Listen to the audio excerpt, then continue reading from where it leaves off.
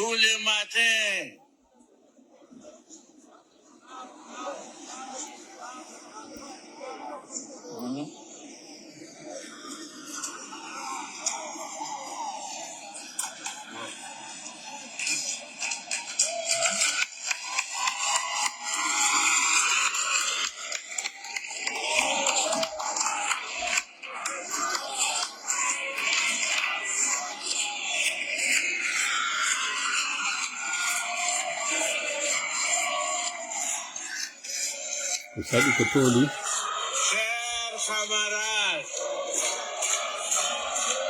Chers camarades, celui qui vient de me parler, c'est mon collaborateur. Kadi mon ko toli kala inde mum e yettore mum hande ɗo ko asewe 11 lewru octobre hitande guluje 225 kala ka wontirɗon wonɗo kala mo wonɗon sayi kala mo wonɗon e mum on salmitama Haja Ousmane Yara a hiwritama Oumar Bella Abdallah Kindia Gomba wonɓe ben fof ka frappe on yettama on jarnama on sannama on salminama ko to Ahmad Mouktar Lopi salminama no wirta non iɗon yiɗa iɗon yiɗana iɗon anda iɗon anditana jarna phrase makko no Jaman Balde salmitama militant très engagé du modèle Sinam Faye. Bravo à toi frère Tola Bari Ousmane Elaj ɓeɗo ɓe yiltidirinde nde Mamadou Wuri Nobe Bari salam à toi l'écoute est favorable salam à toi aussi Wuri du côté de New York City Sinam Faye de ko New York wonɗa ray kadi golle ɗen ka réseaux sociaux ji no yiyade ko on ɗon e wadde ko Mamadou Ba min salmitike duwana jaabi merci beaucoup Haja Ousmane frappis ɓe ɓen fop fuɗɗi e Kajjatu Badewi an sengo Paris hombo kañum kadi la Colomba ladies first sonna ɓen taw les Amazones di frappe kala ka wontirɗon woɓɓe ka nodi ɓe yaltintina hawre maɓɓe kono ils se reconnaîtront ici Modi Abdourahmane So mi sikki ko numu jigilaɓe wontiri ou bien Senko terlenton quelque part en tout cas ma Côte d'Ivoire ɓe woni ɓe salmitama bonsoir grand frère bonsoir à vous aussi Mohamed Bari ari mi warima yide sengo Sangaria woni kam maɓɓe kono ko Sénégal woni ari mi warima yide moƴƴano mi andari ko ndu waɗi siɗa e jam Allah taw ɗum merci aussi le go frappon Elage Bari Yenge salmitama ɓe Yenge ɓen fo dongol tuma fo salminama Fugumba Bari Ribéry Bari Yaren Fouta ɓeɗo fo ko logo frappo waɗi wow machallah haray omo on ɗon nande no yewta ɗo ko sikki ko président assemblée nationale Cameroun jentite non ko woni wolde ɗo gon o yewta ha ɓe jaɓitana mo micro kono wonne fuɗɗorde yewtere nden ɗo hande mɗo marani en révélation ko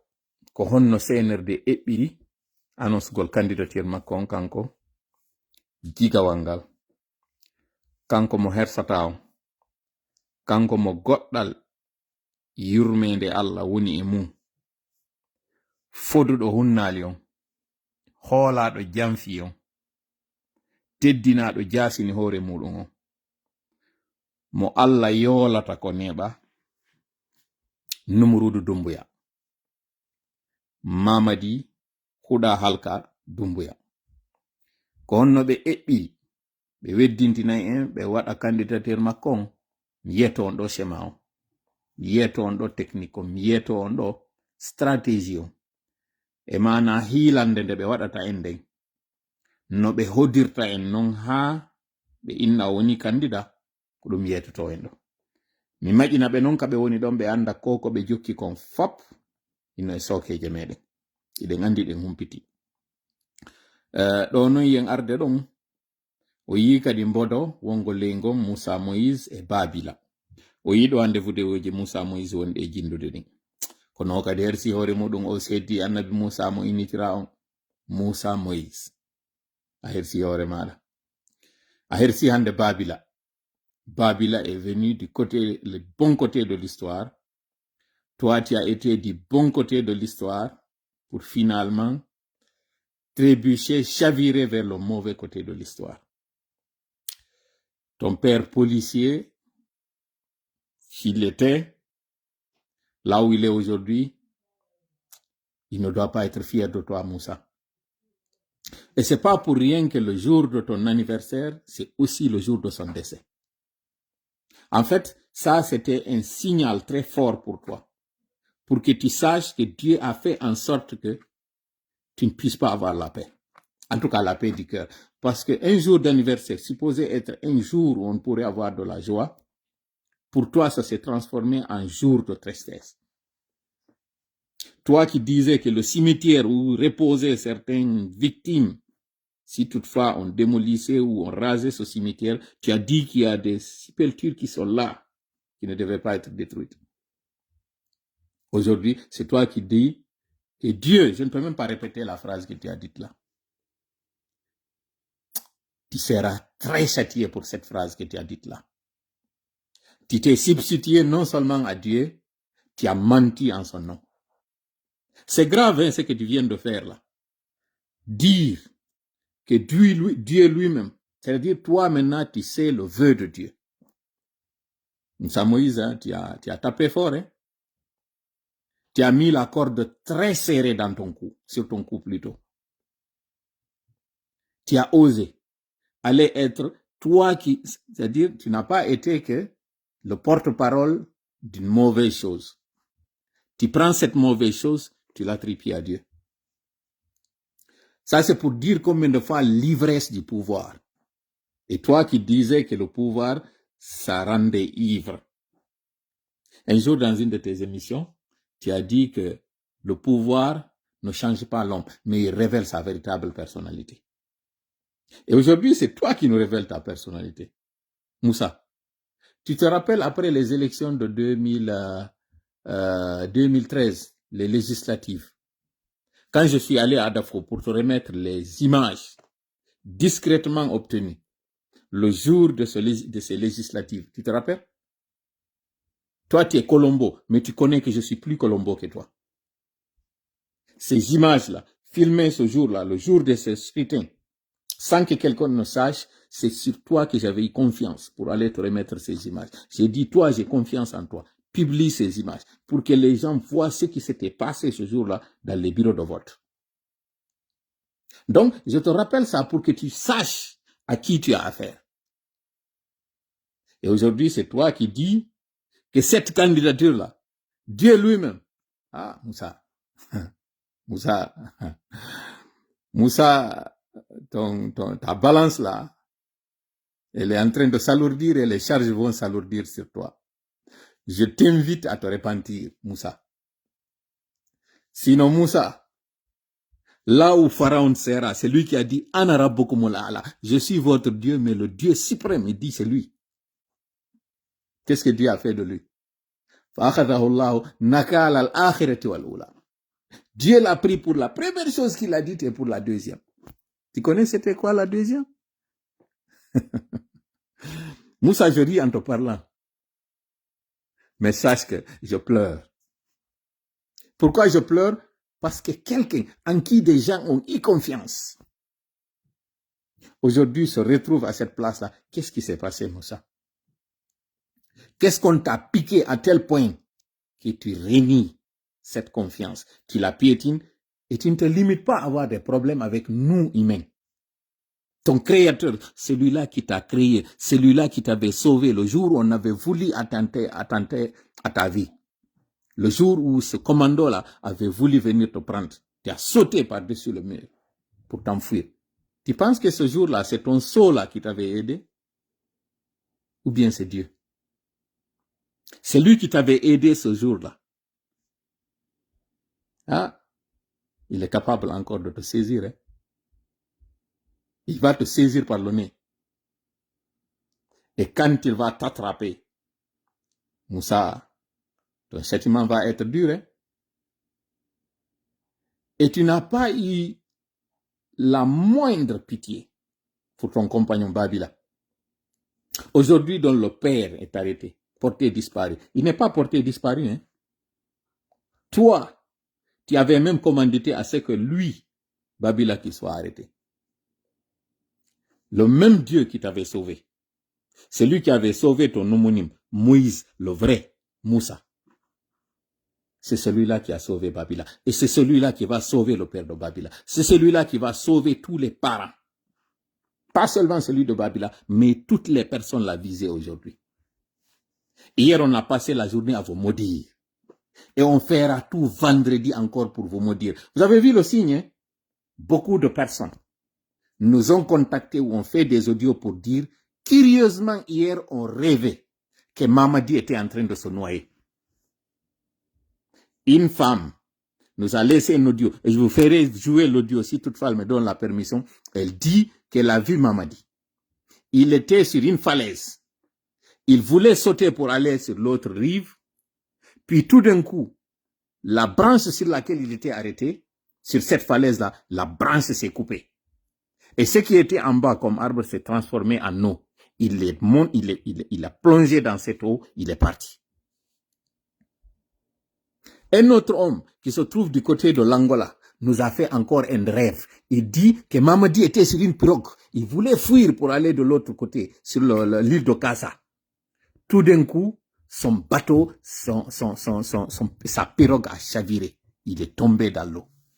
Un hélicoptère est venu pour essayer de le sauver. L'hélicoptère l'a encore a plongé dans l'eau. Il dit, dans son audio, il dit de la même façon, vous vous rappelez de la vidéo là, l'hélico qui avait fait un tourbillon aux États-Unis, à Manhattan, pour plonger dans la baie d'Hudson, il dit c'est la même chose il a vu. D'abord, la pirogue chavire. Il y a un hélico qui était en haut. Cet hélico vient survoler l'endroit pour essayer de le retrouver. L'hélico, tout d'un coup, lui aussi, il fait une spirale et puis il tombe dans l'eau. Il dit, la même façon que j'avais vu là, l'image qui tourne là, on voit l'hélico faire un tourbillon avant de s'enfoncer dans l'eau. Il dit, c'est comme ça j'ai vu. Encore une autre troisième personne, elle dit qu'elle a vu beaucoup d'eau à Conakry. Il y avait beaucoup d'eau. Son cortège était en train de passer. Tout d'un coup, il y a eu une sorte de vague qui est venue le frapper et puis tout le monde a dit, ah, mais c'est le véhicule du président. Certains ont dit qu'il n'était pas dedans. D'autres ont dit qu'il est dedans. Au moment où les gens se disputaient, il a sorti la tête pour faire comme ça la main d'un geste pour que les gens viennent l'aider. Puis une autre vague est venue sur la colline de Bambeto. Il était sur l'autoroute. Cette colline l'a frappé. Il est allé sous le nouveau pont. Et puis la berge, ça l'a propulsé vers la berge vers Kipé.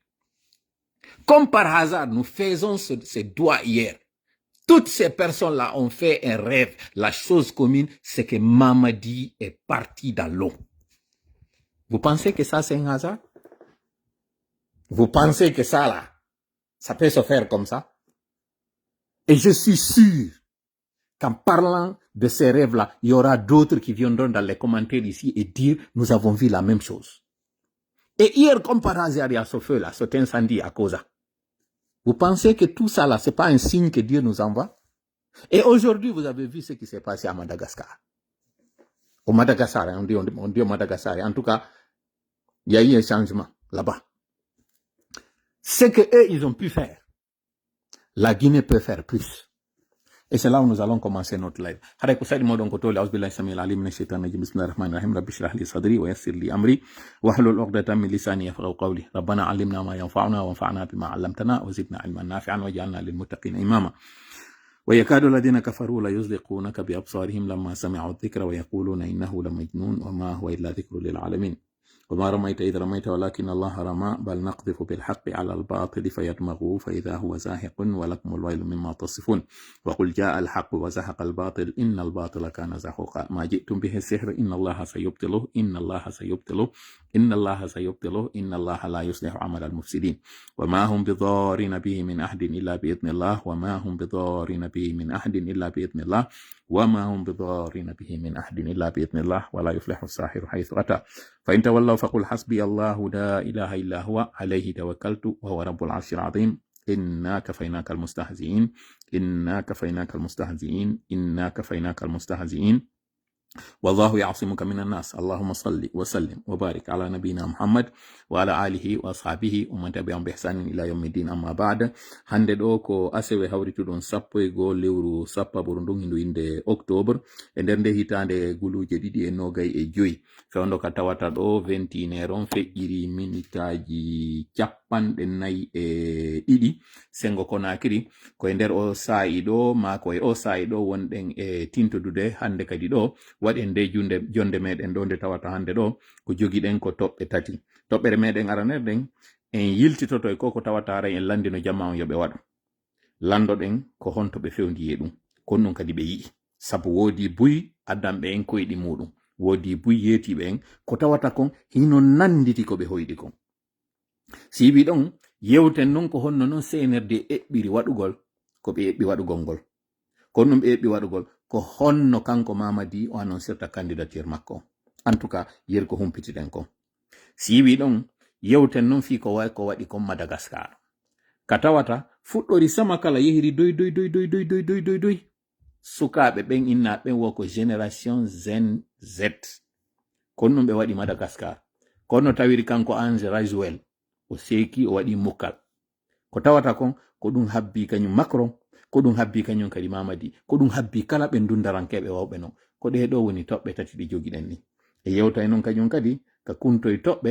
ko feƴƴi kon yontere hande New York Alaji Sello waɗi yewtere nde yewtere ɗon ko honɗum non suuteten e mayre e ko Alaji Sello yewti ɗon kon yuɓɓidiren ɗen non e yimɓe wonɓe yaltude waɗa réaction ji wiya alliance waɗi entre RPG et UFDG ene hande ɗo RPG no woodi ene hande ɗo UFDG no woodi ene si tawi ɗiɗo ɗi woodi ma ɗi ala alliance windama hakkunde ɓe ɗiɗo si tawi alliance windama hakkunde ɓe ɗo ɗiɗo kon ɗum woni on alliance kon ɗum winda e makko kon ɗum inna on alliance waɗi on alliance mo tawata woɓɓe nisi o waɗi Alaji Sellu yaaɓi fureji yimɓe ɓen Alaji Sellu découragi woɓɓe Alaji Sellu ɓen innaɓe ɗon découragi woɓɓe sabu Alpha ko kañum wonno warde hande ɗo non Alaji Sellu nodda Alpha ko to muɗum Alpha le Alaji Sellu ko ɓe gore komboye maɓɓe heccoya si Alaji Sellu wi'ino yewtudude on fewndo wi'anno Alaji Sellu no yewtude nun e Mamadi Doumbouya fewndo wi'anno yimɓe ɓen no faala e Alaji Sellu humpodira e Mamadi Doumbouya par ce que wo jaka le pouvoir so négocie hande ɗo non si innama Alaji Sellu no yewtudude e kañum Alpha Condé on jaɓi Alpha Condé yo Alaji Sellu yewtidu e Mamadi Doumbouya kono ɓeɗo ɓe jaɓaade Alaji Sellu yewtidu e kañum Alpha Condé kon ɗum taskotoɗen ɗon woodi kadi goɗɗo winduɗo lettre de démission ene no juhi on ko on ɗo windi lettre de démission o wi'i nder ton o lamitori ko parce que Alaji Sellu waɗi ma ɗum parti on waɗi konko tawata haray kamɓe ɓe yiɗaali ma ɓe faamaali waɗen non ɗon posum yiltotoɗen non e live mo mi waɗuno kami wiwno woɓɓe hakke ma ko tawata fi parti on yalti e maɓɓe hakke ma ko tawata ɓe nunɗanano parti on fiyo ɓe ara ɓe juula lagine ɓe wakkilino wiwgol ko ɓe communicanjo lanɗo idiyo ɓe wowu ko ɓe communicanjo parti donc andinen ɗon jama on ko kore bonni kocce ko ɗum wona wiyeede kono hari wonɓe ɓirde ɓen soɗaki nen onon tawɓe ɓen ɗum ɗi reproche ji ɗi hewtude on mi yaltinana on ɗo onon nanon andon wondema na gonga ɓe wonɓe yaltude wolde ɗum ko nelaɓe ɓen ko infiltré ɓe nun hari andon ɗo non si tawi ɓe lanni nder ton yetto on ɗo non kañum kadi ko homɓe heddi nder ton domini ɗi wolnoɗen fi muɗum sorobaji ɗi wolnoɗen fi muɗum culaji ɗin ganguji ɗin ɗi fuɗɗike non aw yaltintinde hoore ko ɗum ɗo woni haray ko jogiɗen kon ka miram meɗen hande ko ɗum jogiɗen ka alluwal meɗen ɗo hande ko ɗum ɗo faalaɗe yewtude e muɗum ka tungaru meɗen ɗo e yetti noon Allah fota en jarnimo tawɗon ko kanko en ko newnani en heɗintingol nde jonde ɗo en tori mo yo waɗan en jonde nden jonde barkinade hawrindina en sawabay ko mi yewtata ɗo fiyo mi addu ɗum ɗo no ɓuri en newerde ɗum hewta on ɗo kañum kadi no ɓuri en newerde si mi addi ɗum ɗo mi hawriti mi torike mo kanko kadi Allah tawo on ko kanko woni ko longininmi ɗum ɗon yo mi hewtin on ɗo kala konko feewi konko kanko aray waɗininmi kala konko aali kon ande ko min kono fiyel luttutaw ka moƴƴi ɗon kon si mi hawriti yetten mo kanko toroɗen mo kami hawriti ɗon onon kadi on hawritu ka jentitagol nanon faamo hutoren sabu iɓi ɗo naɓi yeeso tan on ɗuɗira en goy ɗuuɗa hande ɗo ko le 11 senerde ko eɓɓi waɗugol ngol koye nder ɗe jonte wonɗe hikkude ɗo gere non ta accu ha o memmino si memminoɗa ado an memmingol mo jonnon o live ɗo ande hinaka ittoɗo wulami ari yewtugol on ɗo ko ɗum waɗi si mi yewtay hande ɗo kadi welata on mi yewtay ɗo ɗi hano ɗon nandi ɗin na ɗi faala ɗon nandi ɗin no woniri ɗon yettude Allah ha hande ɗo ha ka wewtiɗen ɗo ndu lewru ɗo woni duuɓi 5 gibito Allah fuɗɗi yewde ka réseaux sociaux ji nyande alaji en sakkano tokuno koye nder ndu lewru ɗo on nani non goɗɗo mo ɓe sakkidano nden nyande ɗo ko yalti wowli hoore maɓɓe ɓen ɗon fof ko fi honɗum ko hande ɗo ɓe yalti ɗum ɗon onon o wattanaji lay mum haray mi toriki on hande yon jentorolan ɓernde e hakkil fiyo nanu faamo ɓernde fiyo ɓerɗe muɗon ɗen immo sabu si on immaki ko fokkiti arde konno tiiɗi koy yo Allah dandu ɗum non hara hiɗen fuɗɗade yewtere meɗen nden ɗo en toriki Allah yo woɗɗin seytane ka jonde meɗen ɗo no woɗɗidir hakkunde funnange e hirnage yo woɗɗinmo e meɗen hara mimidirta no tawiri non nowru ñamur ndun e nowru nanur ndun mimidirta amin ya rabbal alamin haray no wirɗen noon live meɗen on ɗo hiɗen fuɗɗorade mo landagol on onon tawɓe ɓen on torano on s'en fout par force le GMD troll joyno ka nder live ɗo mi tawima mi janga commentaire makko par ce que mi yii mo waɗi logo kañum yimɓe sanamuɓen sanamuru ndum c'est merveilleux mon général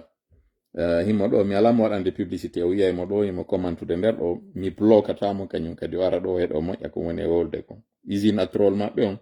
le général Mamadi Doumbouya va rester je te le jure vous souffrez vous iɗon tampi parce que o yoloto e kono makko ngun on tawete e maɓɓe kadi kono Allah huɗi on ono Allah itti fiira e moɗon onon ɓe jokkuɓe o huɗaɗo miɗo andi no Musa on ko mi arata mi yewta ɗo ko mi lannal non taw ñande mi aɗɗo mum ka yite mi lanɗo on onon wonɓe darde ɓen ɗo on waɗuno ko wiya ɗon kon andintinen ko landano ɗon kon ko alkamsare nden horugol ɗum ko hecciyanki alkamsa no wetude juma ka binde subaka on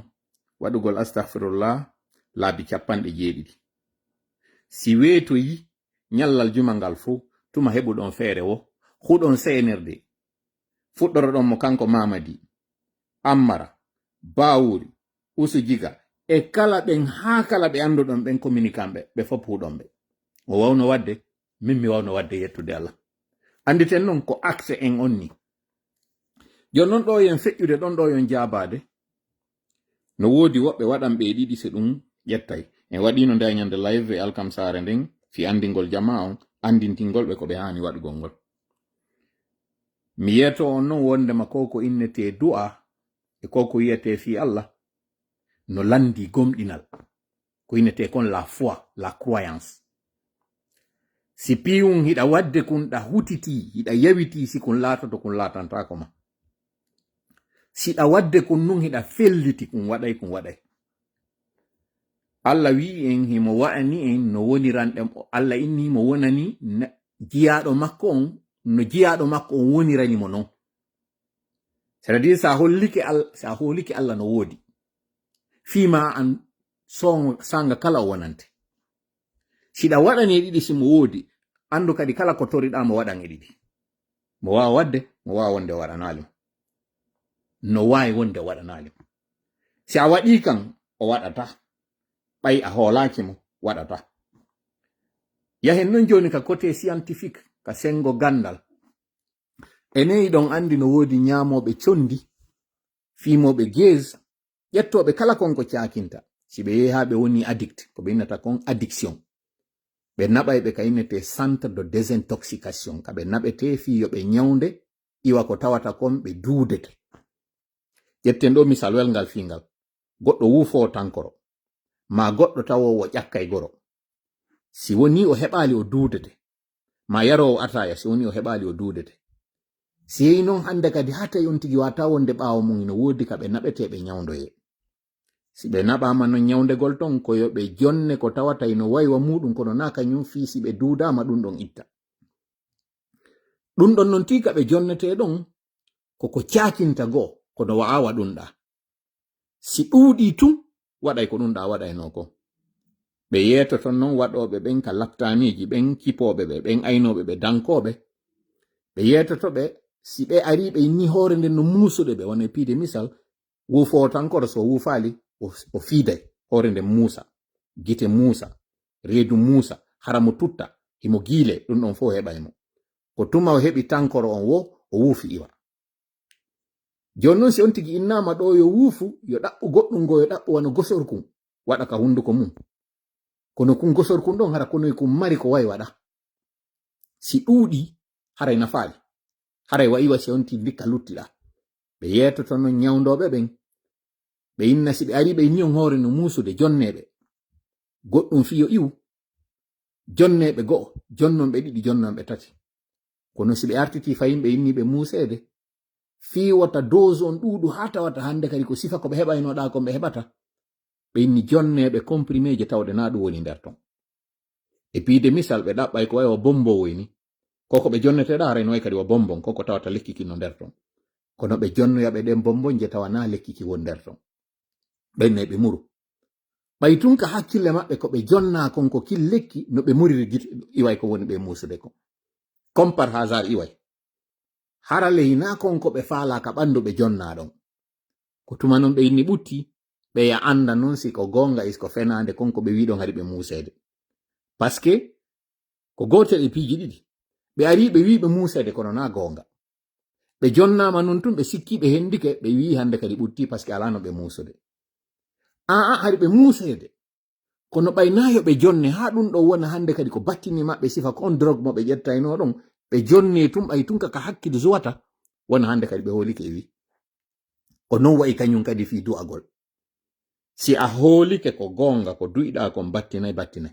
médecin ɓe ɓen ko ɗum ɓe innata ko effet ko placebo mi sikke ko non ɓe innata on effet ɗon tuma ƴettuɗa lekki kin holiɗa ki dikkina hay sina kañum lekki kin no kono ka hoorema waɗa on effet ɗon e on waɗo won non ka hoore mum kañum kadi hay si ƴetti fus nafata ko non wayi jon non kono waɗi si fuɗɗorɗen nder yewtere wonande ɓen ɓe tawata ɓe nanali français on gibi hankin ha heɓi hande ɗo en heɓi yimɓe bus addanɓe en audioji ka ɓe wi ka ɓe hoyɗi kon woɓɓe tawa ko e alkamsa on no wedde juma ɓe waali ɓe hoyɗi woɓɓe inni ko min ɓe hoyɗi kono min ko ɓe hoyɗi lan ko mi ala yewtude min kadi noon mi yetata on ko mi hoyɗi ko tawata ɗum ɗon ko min hoyɗi ado dayere e wadde ɗum ɗon goɗɗum e mum ko tawata dayere waɗino heɓino jonte ma heɓino lebbi gibi mi hoyɗi ɗum ɗon kono onon ko artiran ɗon en ɗo kon on hoyɗi welila moƴƴa fi hon ɗum ɓe woɓɓe goo ko wonɓe intérieur woɓɓe ko wonɓe extérieur e nder extérieur on kañum kadi ko e leyɗe buyɓen tigi woni kono ɓeeɗo fof ɓe hoyɗi mamadi ɓe innili hari woɓɓe ɓen inna hari gibiol adi ka laamu hari ɓe hoyɗali mo ɓeeɗo fof kañum kadi ko hoyɗima kon ko piwu gotum kun heɓimo min non du'a an on toujours ko mi waɗata ko du'a fewtinɗo ko heɓuno kon fir'auna ko mi wi'ata an Allah folinnoɗon annabi Musa e hoore mbileɓe ɓen folin men an Allah folunoɗon fir'auna yoolimo kanko e yimɓe makko ɓen yoru CNRD e yimɓe muɗum ɓen. An Allah sortunoɗon bani Israila e tampereji Fir'auna ɗin sortumen Guinéenɓe ɓen e tampere CNRD ko ni moni e waɗirde du'a o. Alhamdulillahi rabbil alamina kañum kadi ka yewtere mi wownuno fi yoolagol ɓeɗo kañum kadi tato non ko ɓe addi kon ɓe wi ɓe hoyɗi yoolagol hino nder ton. Woɓɓe go hoyɗi wo CNRD hino e hoore falo himo faala wo lumpitude e ngon falo himo dari e calum kungo dari muɗum kun heli leɗɗe ɗe ɓe renuno leyɗen wo tawi hino wawi wa fello ngon damdi Mali wiyeton koyɗo ngol no ngo woniri non wo hino wawi wa damdi Mali hiɓe reni gaɗa on himo dari gani hiɗen andi noon mono dali damdi Mali ayiyay leɗɗe ley haraɗa dari e seere wo ari o dari ɗon e calum juuti tukun tawi damdi Mali on woɗɗa ko yo diwtun o hewtoya ton salnundu o dari e muɗum nundu heli ɓayndu heli leɗɗe wonnoɗe leyɗen pitaje wonnoɗe leyɗen wonti ndiyam o yanika nder ndiyam ton o yooli ɓeɗo hoyɗi ɗum. Woɓɓe go kadi wonɓe Angola ɓe ɗari ko sonnaɓe woɓɓe go kañum kadi Angola ɓe hoyɗi ɓe inni ɓe yimo kanko Mamadi himo uno e nder ndiyam ɓay o uni kaka nder ndiyam hélicoptère mi sikkide ko ɓen ɗon ɓe inni de woɓɓe hoyɗimo himo fi lumbugol kasa himo e lansum o fuɗɗi yawde lumbitugol wo yaha kaasa par ce que woɓe inni wo ataka ka palle o inni yo lumbitu noon o yaha kaasa laakun kun o woni e muɗum kun wayliti o ukki ka nder ndiyam ɓay o ukki ka nder ndiyam hélicoptère wal wahid no surveille ɓay ngal yiya unike ngal ayiwo ngal wongi hoore ɗon fi no ɓe ndara no ɓe ƴawnira mo kangal kañum kadi ko waywa hendu wo wippingal ngal fuɗɗi yiilonirgol ngal yiilodir ha ngal uni ɓeɗo noon ɓe inni wo ko ɓe yika koyɗol ngol ko kun hélicoptère ɗon andite sayɗo famille espagnol ɓe arnono wadde tourisme Manhattan hélicoptère maɓɓe kun waɗi accident kun yiidi ha kun uni ka leydi wo kono ɓe yirno non ka ɗuma ɗon ko non kañum kadi ɓe yiri wo hélicoptère wanga ngal yiilodir ha ngal uni ka nder ndiyam non seulement o yani kanko Mamadi ka nder ndiyam o loƴƴike arnoɓe wallugol maɓɓen kañum kadi ɓe ari ɓe loƴƴi ça c'était très bien. Woɓɓe go kañum kadi ɓe inni woɓe yimo cortège on hino feƴƴude ka autoroute ka prince wa ko waywa walari ari waɗi tappi cortège makko on pum woɓe inni ko otowal makko ni mo ka nder cortège ɗo woɓe inni o ala nder ton ka woni e wowlde ɗum ɗon wo o yaltintini hoore nde yimɓe ɓe yimo o yaltini jungo ngon fi yoɓe wallumo ka innata o towni jungo ngon ɗon fi yo walle tawi ko tellen bambeto binde ka pon kumpallum wonkun kun iwgol ngol ka mosquée on mosquée mo anduɗon ɗon mosquée kirko wo ndiyam go non way wasi tawi hara ko sato do wonno terlen kolo mari ndin ɗon ɗan ndiyam ɗo woɗa wiɗi wuu ɗan ari wala walare ɗan tappimo ɗo yo ɗan hammir sengo hamdallahi on ɗan tappirimo ɗan deviri ɗen jokki jurol ngol ɗon ɗan hammirimo terlen kipe on woɓe yimo ha tawi o natoyi ka nder maayo wontingo ngon sengo ka hotel o woniri ton ko ton wo ndiyam ɗan ɗan rewi ambassade États-Unis on ɗon ɗan rewi kumpallum on ɗon fop ha ɗan hewtinoyemo ka nder maayo ɗon kañum kadi o yooli few ɓe yimo o yoolike o luttaali ene yeetelam ɓeɗo fop ɓe hoyɗay ɗum ɗo fo tawa ko mere ɗum ɗo fuu enen ko welo wona ni sabu en waɗu ɗum ɗo alkamsa no wetude juma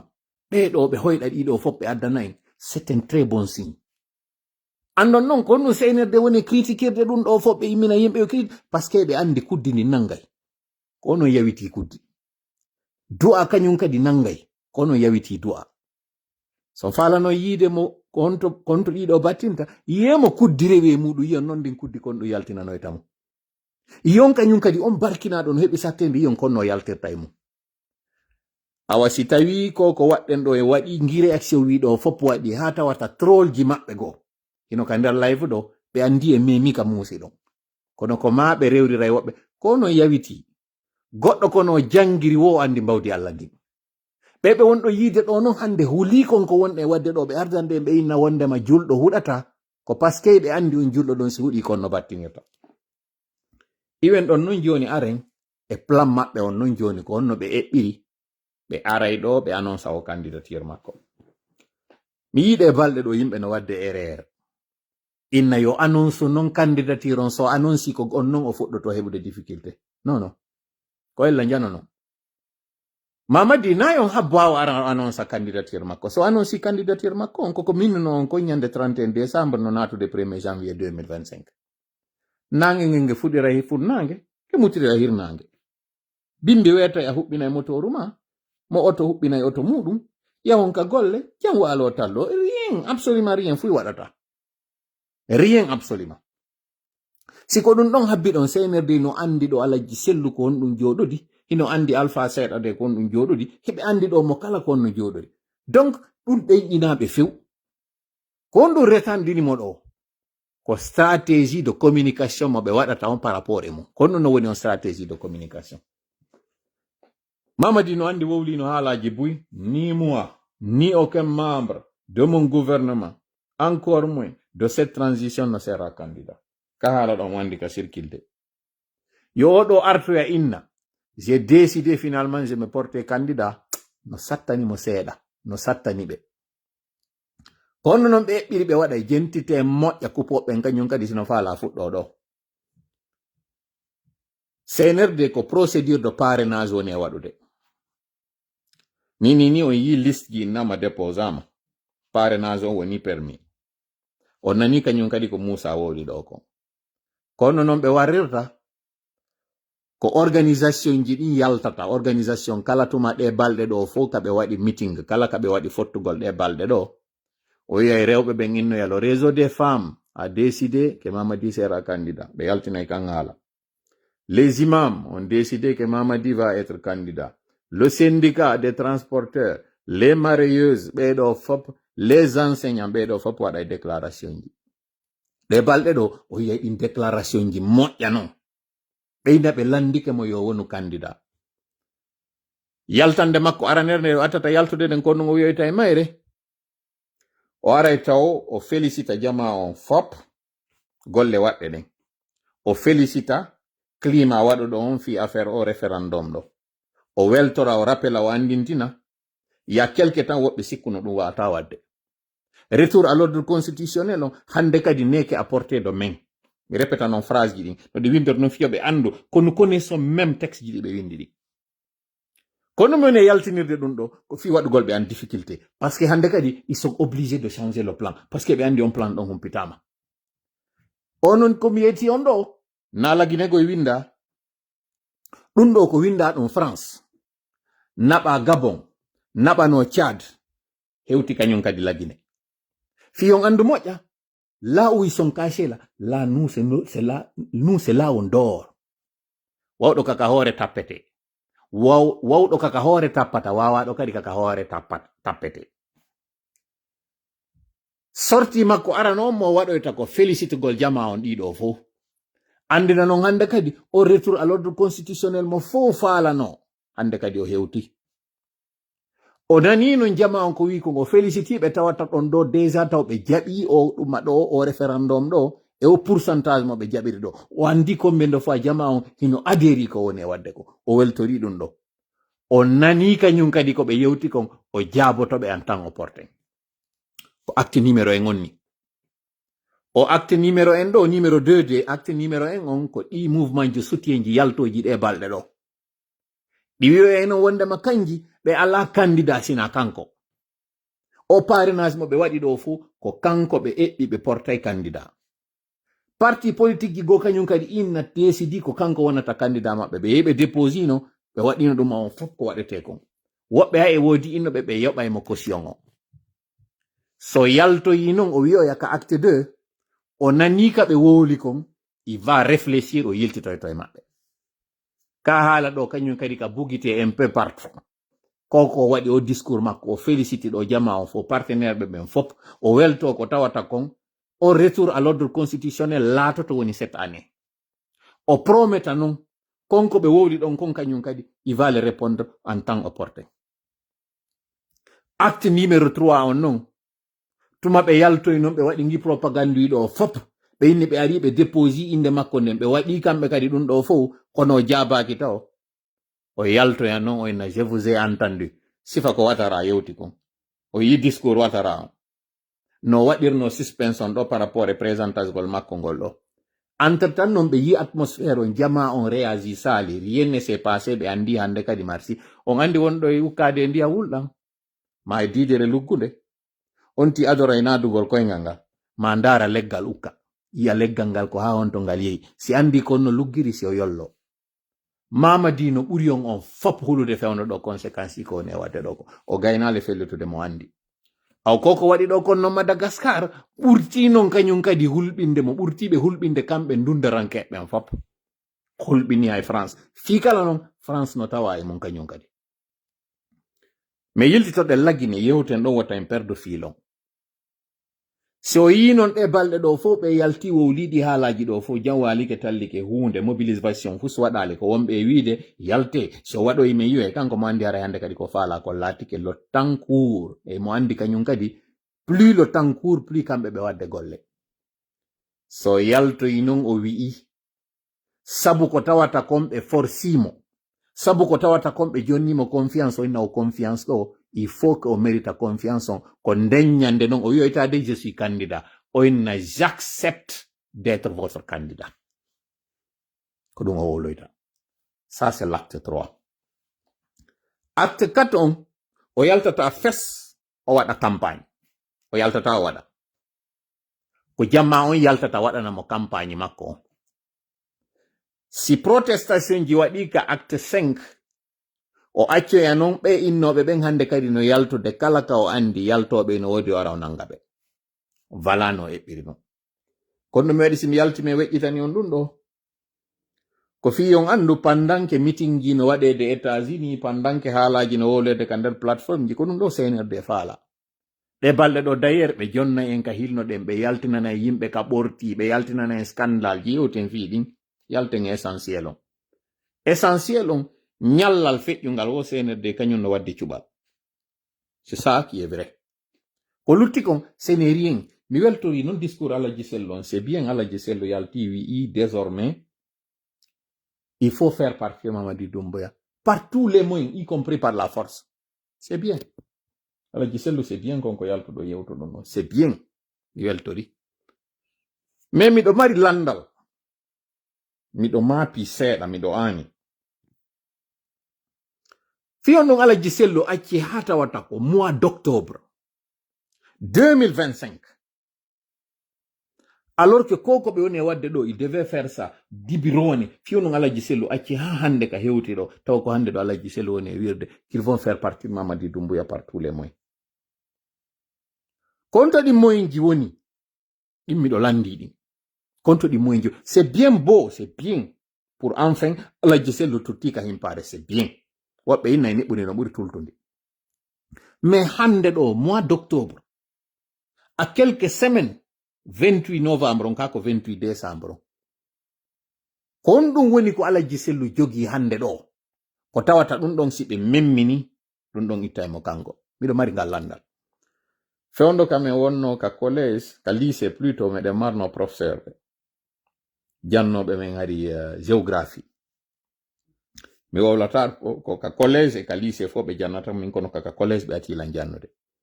koko mone wolde ɗo kaka collège ɓe yewtayno ɗum ɓe inna ya 4 choses qui compromettent un résultat ou faire ce qu'il ne faut pas faire, ne pas faire ce qu'il fallait faire ce qu'il faut faire mais mal ou faire mal ce qu'il faut faire bien ce qu'il faut faire au moment où il ne fallait pas faire. Woko piiji joyi piiji nayi bonnata haaju goɗɗo ronkugol waɗugol ko hanno waɗede kon waɗugol ko hanano waɗgol kon waɗugol ko hani waɗgol kon kono no hanira non c'est à dire on tigi waɗa hara moƴƴinali waɗugol ngol kono hara moƴƴinali ko waɗi kon moƴƴingol ngol ko waɗi kon kono e saayi mo tawata na fewno ɗo wonno wadde yalli ko ado ma ko ɓaawo miɗo huli ɗo wata taw hara UFDG Alaji Sello hiɓe o moyen tati e ɗiɗo faire ce qu'il ne faut pas faire ko habbagol no jonna CNRD faire ne pas faire mi fuɗɗo wo ko bonnata ko waɗugol ngol ko hana waɗugol waɗugol ngol ko hanano waɗugol ko jonnugol no CNRD o tan ɗo fo ha hewta hande ɗo sina non ino déclarude o hostilité ɗo ɗum ɗo hanano kono kamɓe ɓe waɗi ne pas faire ce qu'il fallait faire ko tawgol ngol no ƴettay no peeɗen fo hawtindira e majje ko ɓe yewti ɗo ko hara innari ko piyum goton ton faire ce qu'il faut faire mais le faire mal c'est-à-dire waɗugol ngol ko hani konko no waɗira no haniri non ko yawgol ngol wona États-Unis ɗo à des milliers de kilomètres kanko Mamadi Ka woni ton waɗa discours inna qu'on va le faire partir par tous les moyens ɗimmoyinji miɗo humpari ɗiɗo tati mi watta non e majji hon ɗum tawgol ngol waɗay non kañum kadi ko hani kon kono harana e saayi hano ɗon miɗo andi no welata woɓɓe koko mon e yewde ɗo kon kono min minniri on non mi wowlata ko falɗon nande kon kono mi yewtay on ko hanɗon nande kon fewndo mi yaltuno minni Alaji Sellu e kañum koto mon Alpha no hani jonindirde juuɗe on tuma mi yaltano ka ɗo mi waɗa ɗo luyru mi wengano ka on tuma ala ko wolano ka ɗo hande ɗo non ɓe wonɓe yewtude ɗum curieusement discours ji ɗin ɗi change c'est bien miɗo weltori mi yaltata ɗo kadi mi fela e goto mi weltori kono ɗo kadi miɗo landi on jama fi hon ɗum ko ma leydi ndin e kammum duɗɗidira taw si wawen andude ko hanɗe wadde kon fi hon ɗum awa hino teddungal mon ɗo jama ɓe woɓe wonɓe yaltude ɗo nanga wiugol Alaji Sellu a très mal fait Alaji Sellu ko ɗum ɗo hanuno waɗugol gibineɓi fi hon ɗum mi yetike en règle numéro 1 ou 2 e ngo cippiro meɗen ɗo ɓawten fawade Allah ko andugol ngol dundarankeɓen fowsi koɓe heɓu doole hoore yimɓe ɓen koye ɓe senditoɓe ɓe waɗa ɓe peccoy ɓe dara ko ɗum ɓe waddidirta ɓe si ɓe waddidiri ɓe hakkundeji maɓɓe ara e moƴƴa ɓatondirgol Alaji Sellu e kañum Alpha Condé na yimɓe ɓe ndaroton na kamɓe ɗiɗo na Alaji Sellu ndaroton na Alpha Condé na kadi partiji maɓɓe ɗin koyo ndaaru yimɓe yutirɓe ɓaawo maɓɓe ɓen hande Alaji Sellu ɗo duwaka ndaarude kañum hoore mum inna simi waɗi ɗum ɗo ko ɗum ɗo tunintanmi simi waɗi ɗum ɗo ko ɗum ɗo mi heɓata min Sellu na ɗum Alaji Sellu hani ndaarugol Alaji Sellu hande si acciray goɗɗum naɓay ɗum ɗon tuninayɓe dolokke si ɓe ƴettay goɗɗum kañum kadi naɓay ɗum waɗanayɓe labbunde na ɗum koye ɓe ndaaru konko ɓe ƴetti ɗon tuninayɓe dolokke kono iwtirɓe ɓaawo maɓɓe ɓen kamɓe dolokkeji maɓɓe ɗin tunay si ɓe ƴetti goɗɗum ɗum ɗo hande uurinayɓe kono est ce que ɗum ɗo luɓɓinta iwtirɓe ɓaawo maɓɓe ɓen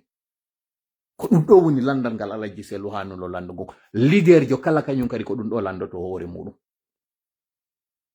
ko ɓe huli ɗon ɓe daɗata kono hatta ɓe daɗa ko ɓay ko ayɓe maɓɓe ino inna non gaño ma haysi a amanimo e feto o innayi a wiccimo loope nda ñande mi fuɗɗike yewtere nden kono mi landitaki nde Alaji Sellu gibbi fuɗɗi wadde politique mi yewtira ɗum ɗo non fiɓa yara innama o waɗi ko toola wiwno kon na ɗum yone yewtirde ɗo onon tigi non ɓendini hakkil moƴƴa ndaron fiyo yiyan hoore mon ko mone wolde ɗo kon ɓeɓe Madagascar ɗo na quartier goto yaltigoy Madagascar ɗo hina saare wotere yalti so yi Ange Rajwel inni retiri ko wiwno kon o révoki ministre ɗumajo gouvernement makko o nomi premier ministre jo tawɗo ko soorijo ko andugol makko ɓe sooriɓe ɗo e ɓe population ɓe ɗo si ɓe jonnidiri joni juuɗe e maɓɓe ɓeɗa wippoto joni hande ɗo Mamadi no mari kulol ɓurgol ngol mo mari sattede ɓurde nden puisque non Alpha Condé président Alpha Condé lit politique muɗum on tun ko 40 ans ko wi kon o fuɗɗinoke gibi tan Sékou Touré o parcours ngol jurol ɗo ngol wawata wonde jurol yanirowol ñallal gotal 5 septembre ça c'est impossible andi ton non Alpha Condé président Alpha Condé woni président FEANF on FEANF tawɗo ko fédération des étudiants d'Afrique noire ko on organisation ɗon waɗi indépendance yo heɓo e nder Afrique pays africain ji ɓurɗi ɗin ko ɓeɗo woni sombo muɗum donc mo mari on esprit ɗon mo mari on expérience ɗon o woni président lagine, o woni président union africaine, o woni président CEDEAO simi fayale. Ene ɗon sikka oɗo heɓay ɗiɗo fou, ɗiɗo ronka battinde e kala pihunkun o nangi. Ɗo taw ndaru neɗɗon, ndare parcours makko. Oɗo o wonay duuɓi 11 himo andi ƴawrukun e joldukun. E nder ɗin duuɓi 11 o soodi condi, o soodi janɗe. Himo mari kañum kadi condi mo mari janɗe. Goɗɗi e muɗum ko tawata o marino ɗum gibi tawno hari o hewtali taw ka laamu.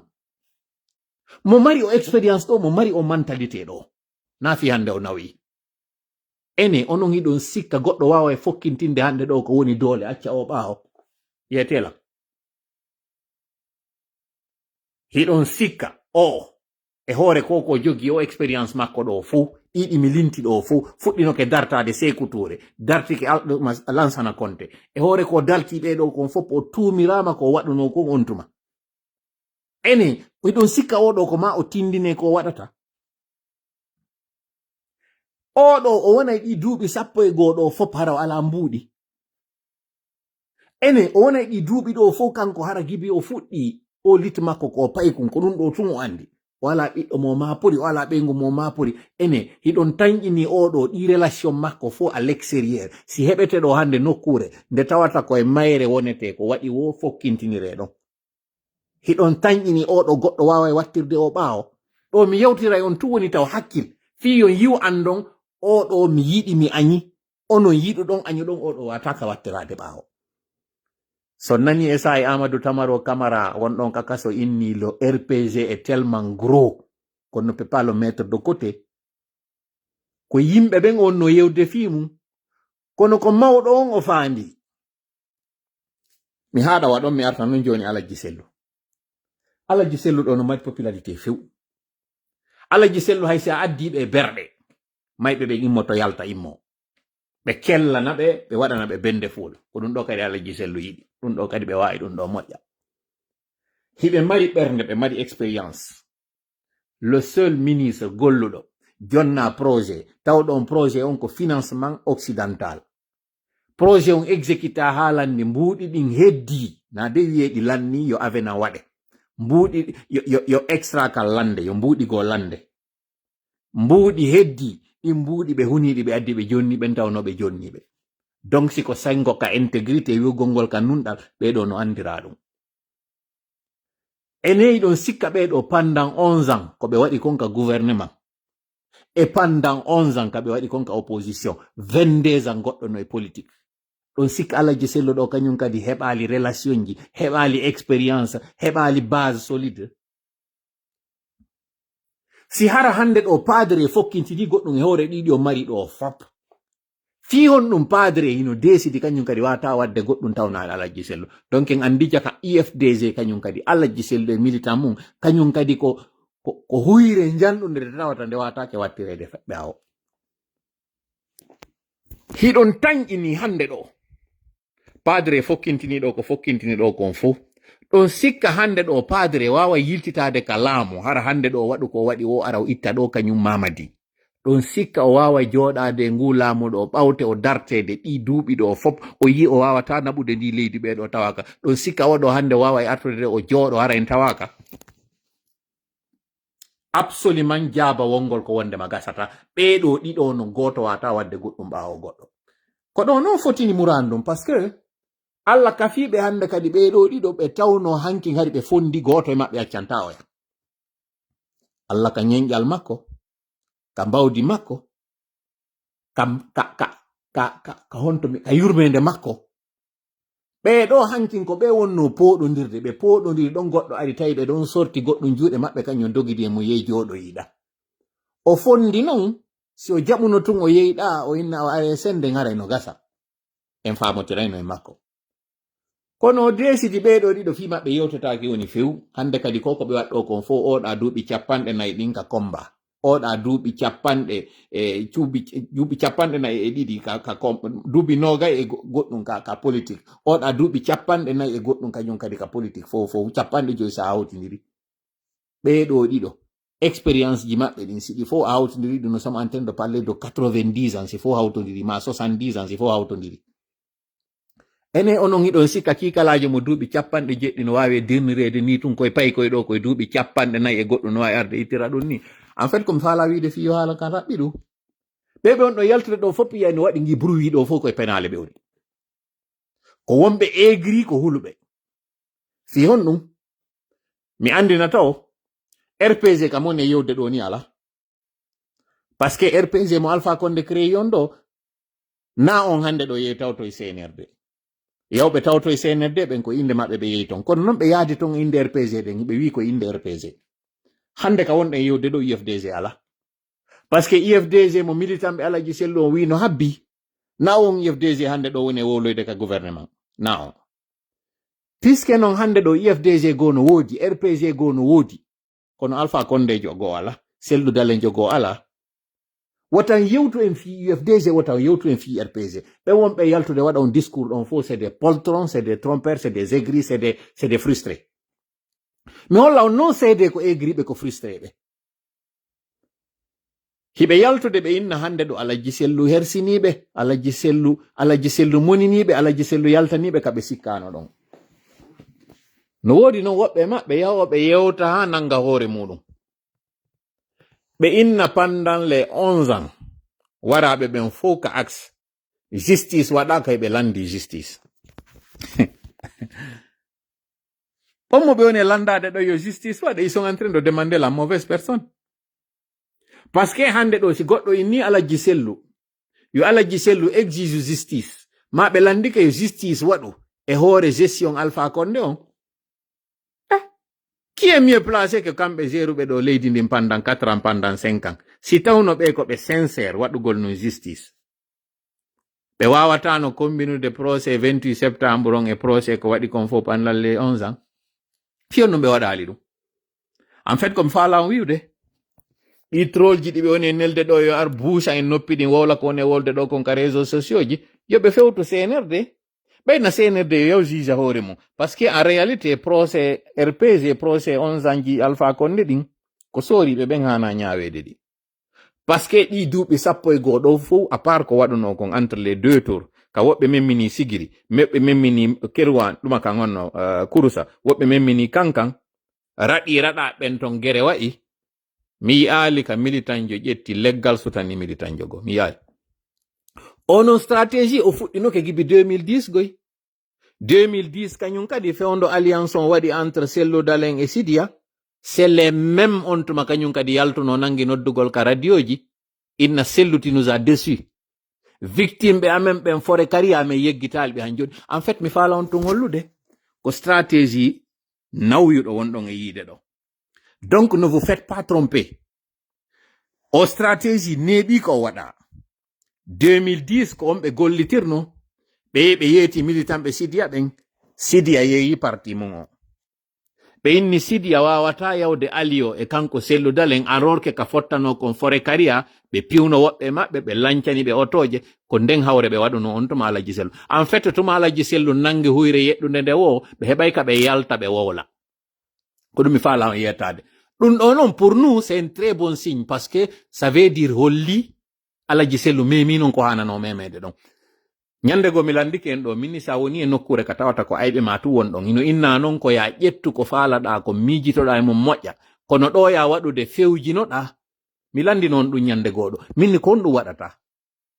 jababa wongol ko ya lando ayɓe maɗa ɓen si ɓe fewjanima yaaru ñaamo andi kaka nano hamuɗa yargol yara ka nano en fait comme falan wiwde so yiɗi ɗo fof miɗo andintinde en ɗi kala hekkeru ndu yiɗon ino yalta hekka ka réseaux sociaux ji ɗo no wi'a wonde ma Alaji Sellu les a trahis c'est des traîtres c'est des hypocrites c'est des lâches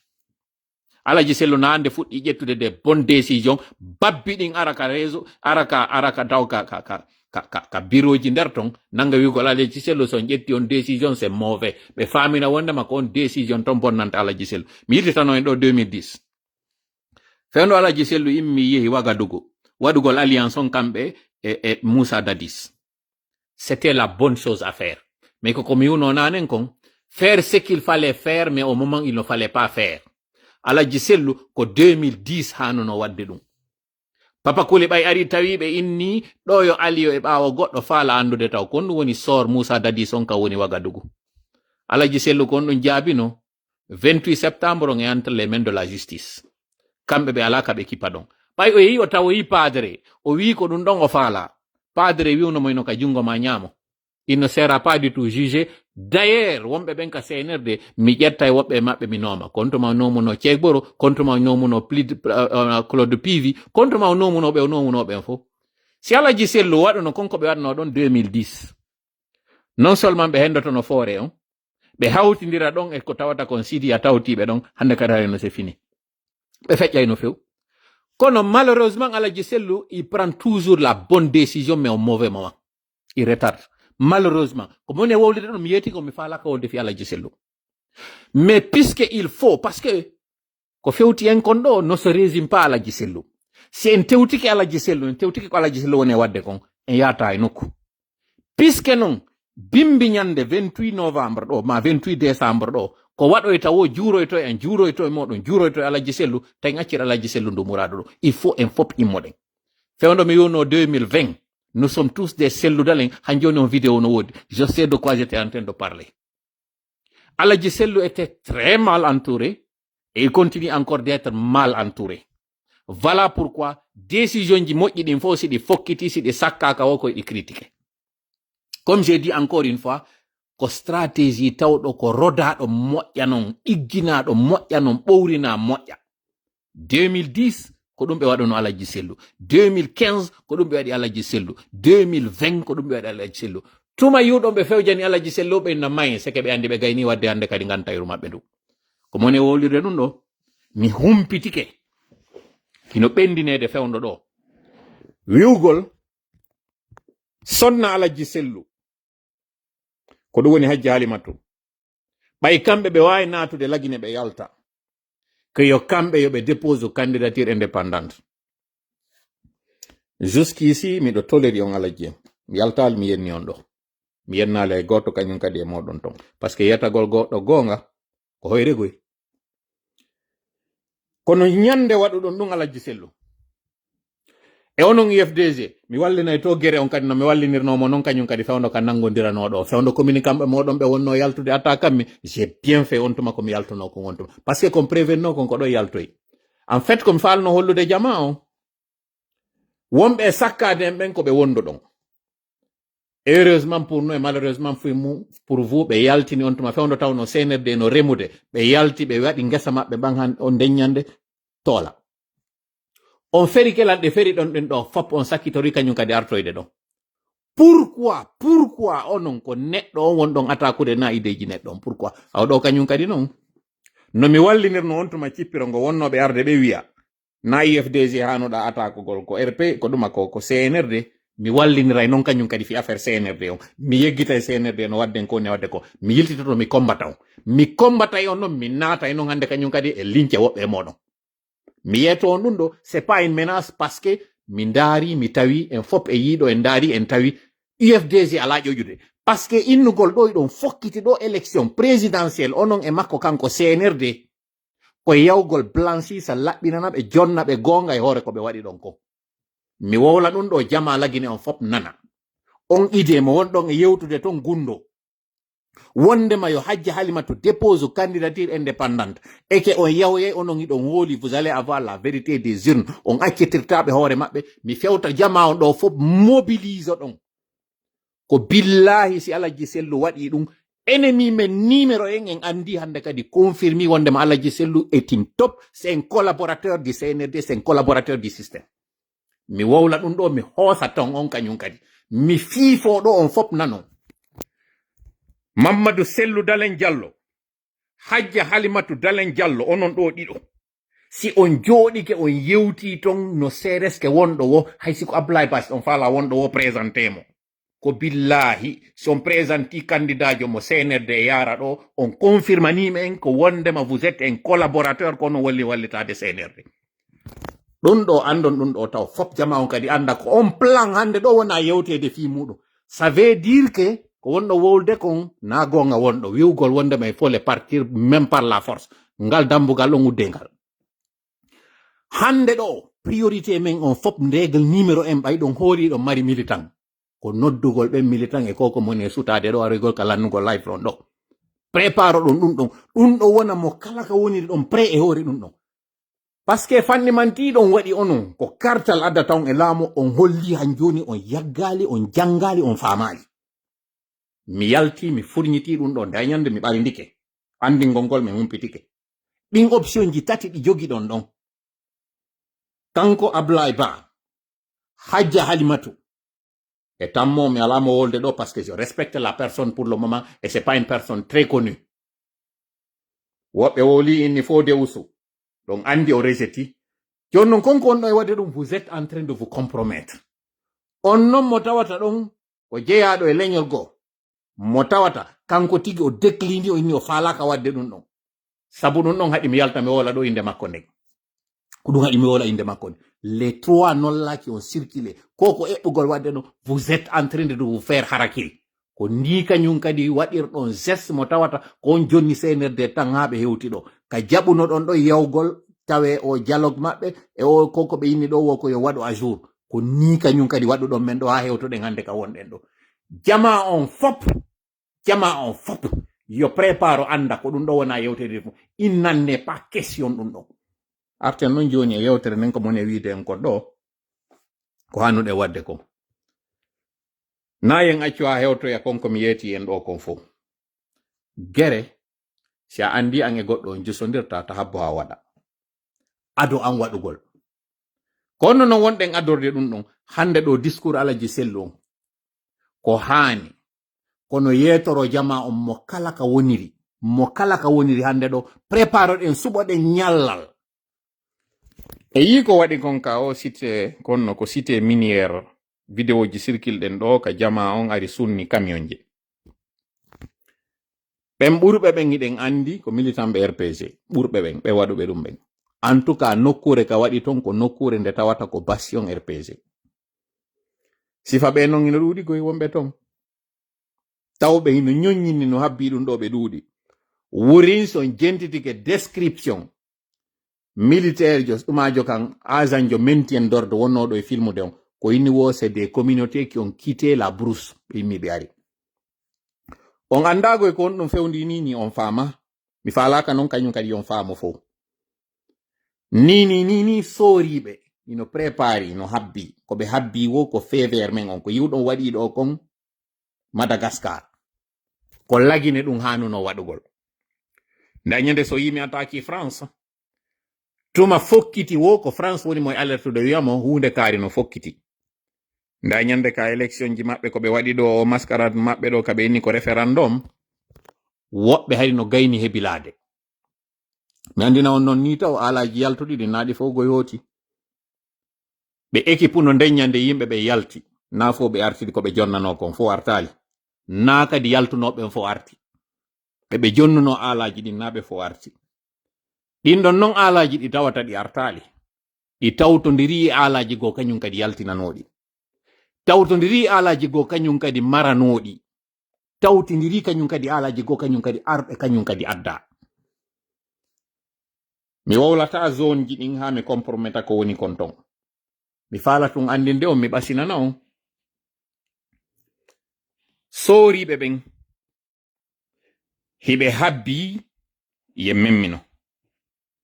memminagol meɗen noon koko koyɗol ngol holliɗa kon na action tum memminoto hendu ndun noon ndiyan ɗan walwalare alore tappa mo nde ardira e ɗon goy kono ko yiwɗon ɗo fello ngon himo dari e calum Dame du Mali mo faala lumbitude ɗon mi andina on noon taw en passant copine makko on kanko Mamadi ko mo maali yembere mi addanayi on ɗo photo compte makko on ko moni waɗirde ɗum ɗo ko fi on andu miɗo andi net humpiti moƴƴa publication mo waɗuno on nun on debbo miɗo yurmaɓe miɗo kirɗaɓe parce que en fait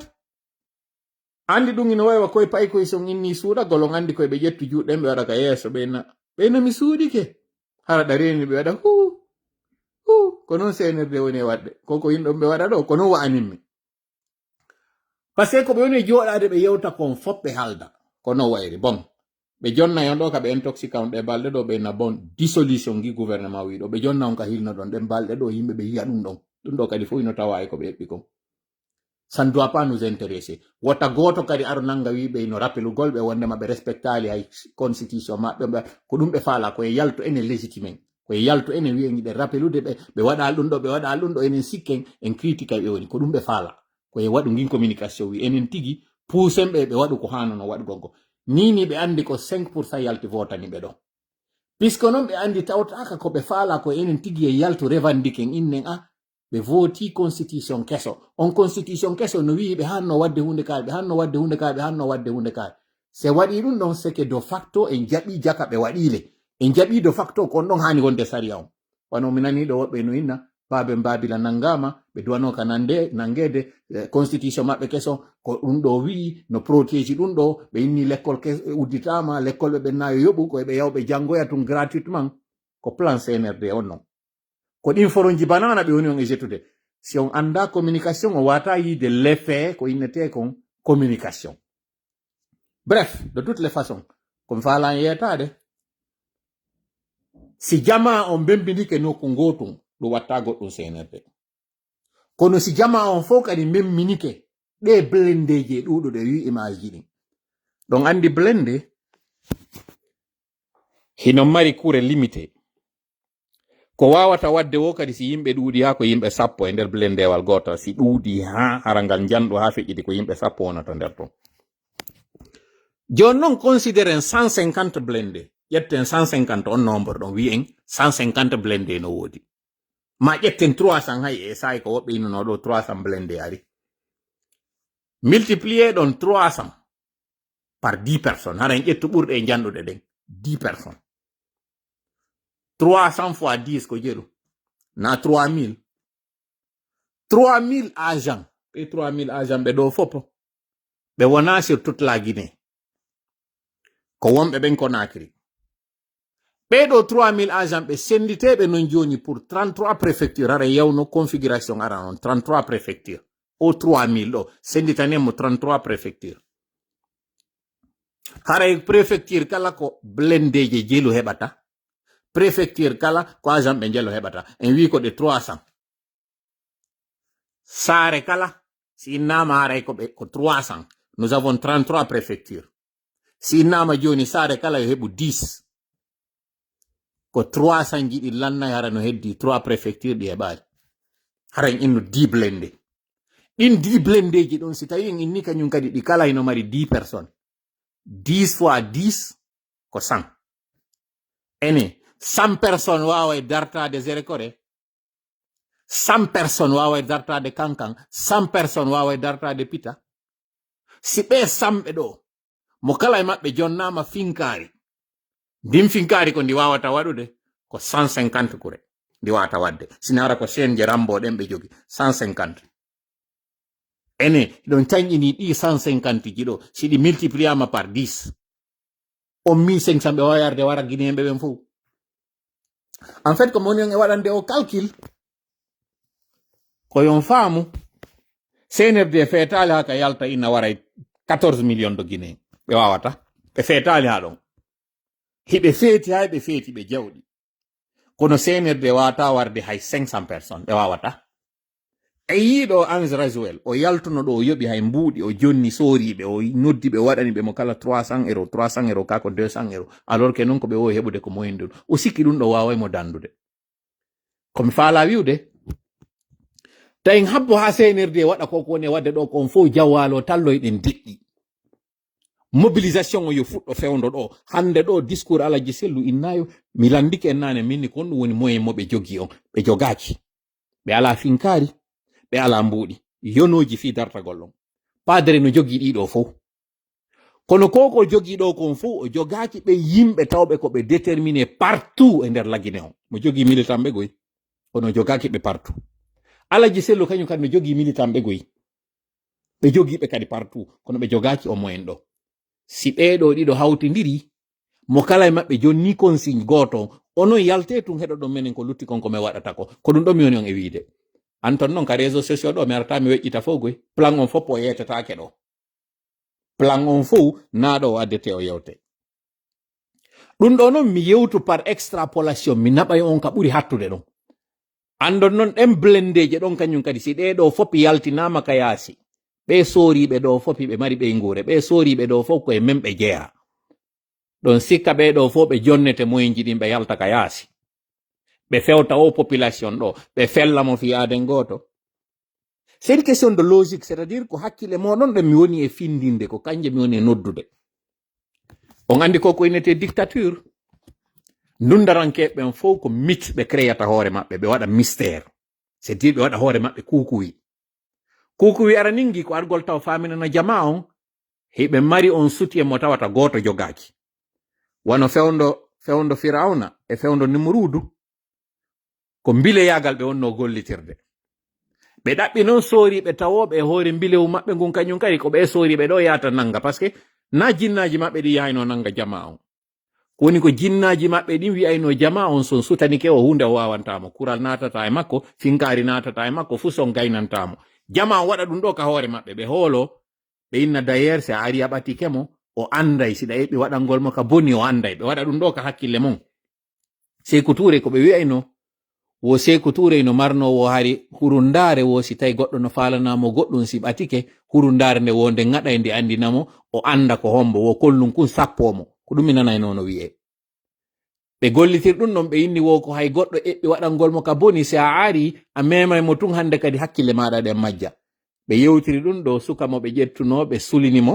ɓe jonni mo laɓi ɓe ƴawnimo e hoore leggal ɓe inni yo otowal ngal yo ngal arnga rewa ley ɗon mo anduno fesfi on o yani e hoore makko ƴetti laɓiki wawalmo wadde goɗɗum ɓe inni ayi mo mari maaji mo mari on sa ya innuɗa wara e ma wawata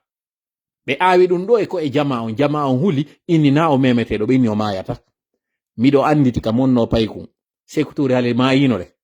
mi nanayno ɓe inna wo Sékou Touré ko an 2000 mi sikki ko 2000 de mi yeggi titande ɓe innayno nde wo o yaltoyno ka kesuwal makko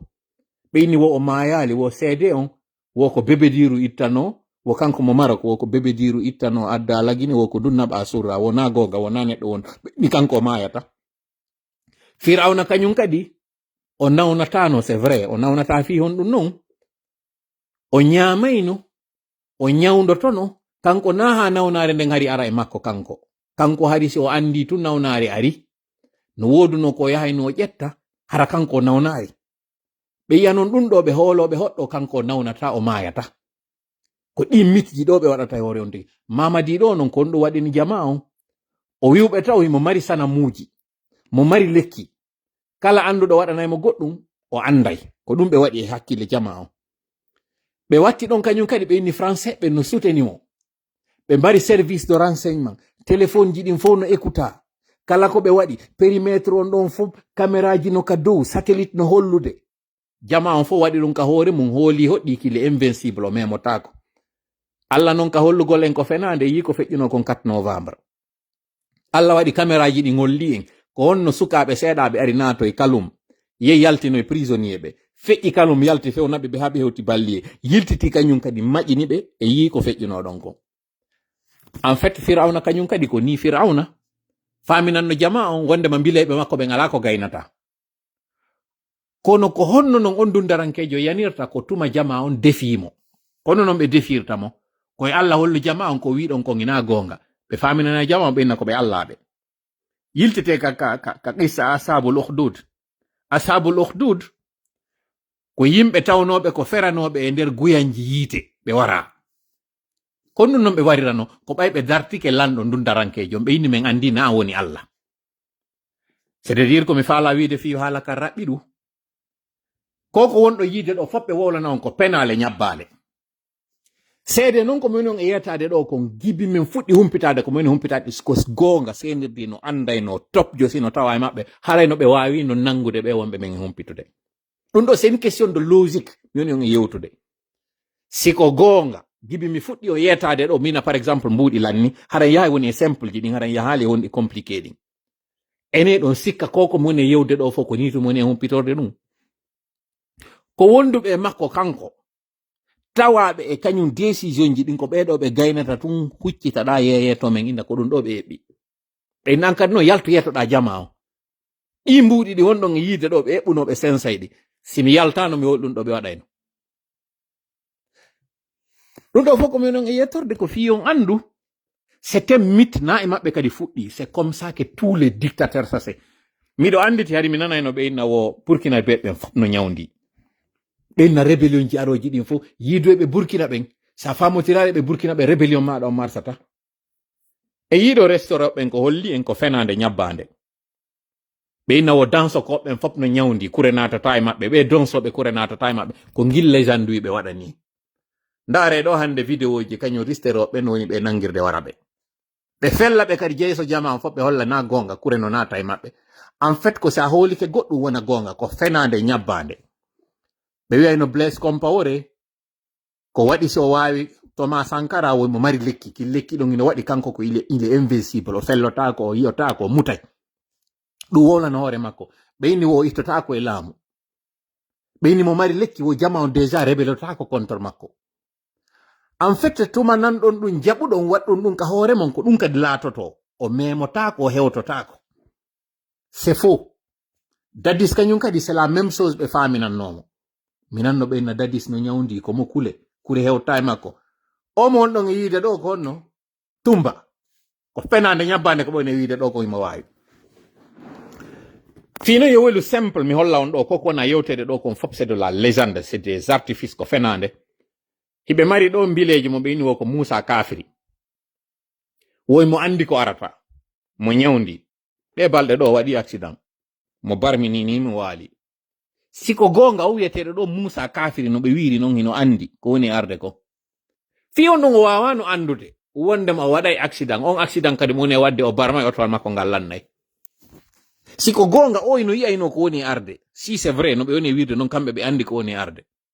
ngal otowal ngal okka ɗo tawgal ko kesal si o anduno ngal otowal ɗo ngal waɗay accident o watano ngal sansude yonna jonnelal gongal go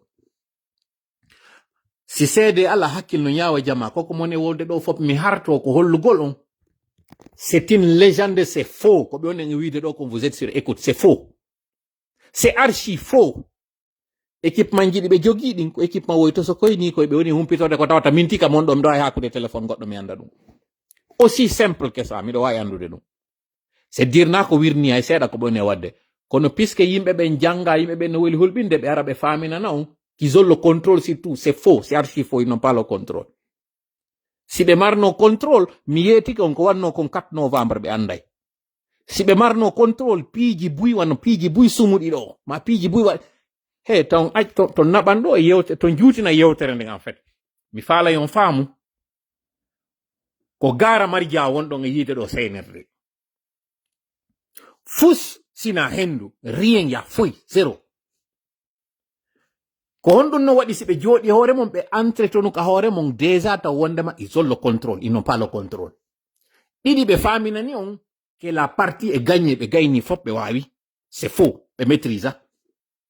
si on faala noon yiwde yiyemo kanko Mamadi konno yaltere fi yaltugol joua basket ka pale fi o yaltu tum fi yaltugol jinda ɗon il faut dispositif de sécurité ji fof waɗe ɗon fi o wawa yaltude waɗa ɗum ɗon c'est à dire c'est un prisonnier ko prisonnier ji wonɗon e yiide ɗo simo hoolino hoore makko fi on ɗum haɗi o acca marche a waɗa siko gonga siko vrai himo andi mo yiɗa fi on ɗum haɗi o acca ɗum